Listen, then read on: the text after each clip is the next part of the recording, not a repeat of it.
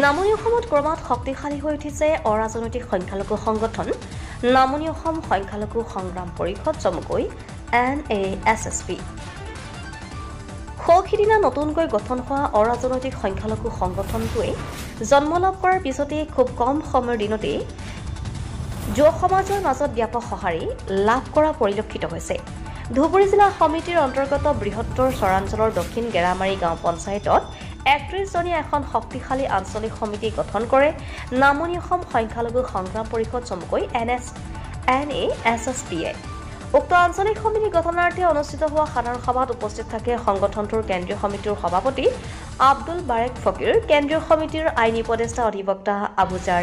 গাফাৰী, কেন্দ্ৰীয় সমিতিৰ সামাজিক মাধ্যমৰ অধ্যক্ষ আব্দুল ৰছিদ, ধুবুৰী জিলা সমিতিৰ সভাপতি আছিক জামান, ধুবুৰী জিলা সমিতিৰ সাধাৰণ সম্পাদক শ্বাহেৰ আলীৰ লগতে ধুবুৰী জিলা সমিতিৰ কাৰ্যকৰী সভাপতি সুনীল মালাকাৰ উপৰিও সংগঠনটোৰ বহুকেইজন নেতা কৰ্মী। গেৰামাৰী আঞ্চলিক সমিতিৰ সভাপতি হিচাপে আজাদ আলী শেখ, সাধাৰণ সম্পাদক হিচাপে নাছিৰ উদ্দিন মণ্ডল, উপদেষ্টা হিচাপে মেহবুব ৰহমান আৰু উক্ত অঞ্চলটোৰ তত্ত্বাৱধায়ক হিচাপে জিলা সমিতিৰ সাংগঠনিক সাধাৰণ সম্পাদক মুন্নাফ আলীক দায়িত্ব দি ৩১জনীয়া এখন শক্তিশালী আঞ্চলিক সমিতি গঠন কৰা পৰিলক্ষিত হৈছে। বিলাসীপাৰাৰ পৰা Hasan Ali Joddar report, public TV Assam. আপোনালোকে জানে যে নামনি অসম সংখ্যালঘু সংগ্ৰাম পৰিষদ চমুকৈ NASSP-ৰ ধুবুৰী জিলা সমিতিৰ অন্তৰ্গত দক্ষিণ গেৰামাৰী আঞ্চলিক পঞ্চায়ত আজি গঠন কৰা হ'ল আৰু এই আঞ্চলিক পঞ্চায়ত যি আছে এই আঞ্চলিক সমিতি কিন্তু আজি গঠন কৰা হ'ল শক্তিশালী ৰূপত আৰু ইয়াৰ পৰাই এজন জিলা সমিতি ধুবুৰী জিলা সমিতিৰ এজন প্ৰতিনিধি লাগে বুলি আমি চিন্তা চৰ্চা কৰি ইয়াৰে যুৱ সাংবাদিক তেখেত সক্ৰিয় এজন ব্যক্তি সমাজৰ মুন্নাফ আলী ডাঙৰীয়াক আমি জিলা সমিতিৰ সাধাৰণ সম্পাদক হিচাপে নিযুক্তি দিছোঁ আৰু বাকীখিনি আমাৰ আজাদ আলী ডাঙৰীয়াক সভাপতি আৰু নাছিৰ উদ্দিন ডাঙৰীয়াক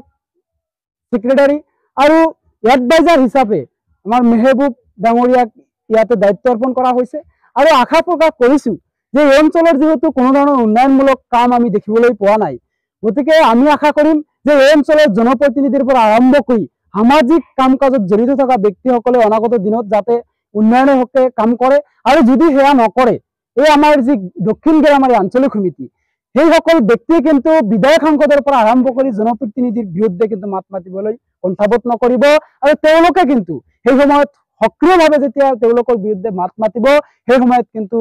তেওঁলোকৰ ওপৰত কোনো ধৰণৰ প্ৰেছাৰ ক্ৰিয়েট কৰিব নোৱাৰিব। আৰু এটা কথা নিশ্চিত, আমাৰ সৈনিক কোনোবা এজন নামনি অসম সংখ্যালঘু সংগ্ৰাম পৰিষদৰ কোনো এজন সদস্যক যদি কোনোবাই ভাবে যে সমাজত সেৱা প্ৰত্যুপন্ন কৰি তেওঁলোকক অপদস্থ কৰিব, সেয়া ভুল ধাৰণা। আজি আমি তেওঁলোকক সকীয়াই দিব বিচাৰিছোঁ যে আমাৰ উন্নয়নৰ হকে দেশৰ উন্নয়নৰ হকে তেওঁলোকে মাত মাতিব আৰু তেওঁলোকৰ কথা মতে উন্নয়ন কৰিব লাগিব, এটা কথা নিশ্চিত। গতিকে আমাৰ যি আজি আঞ্চলিক সমিতি গঠন হৈছে এই আঞ্চলিক সমিতিয়ে সক্ৰিয়ভাৱে ৰাইজৰ হকে যে কাম কৰিব সেয়া কিন্তু নিশ্চিত। গতিকে আমি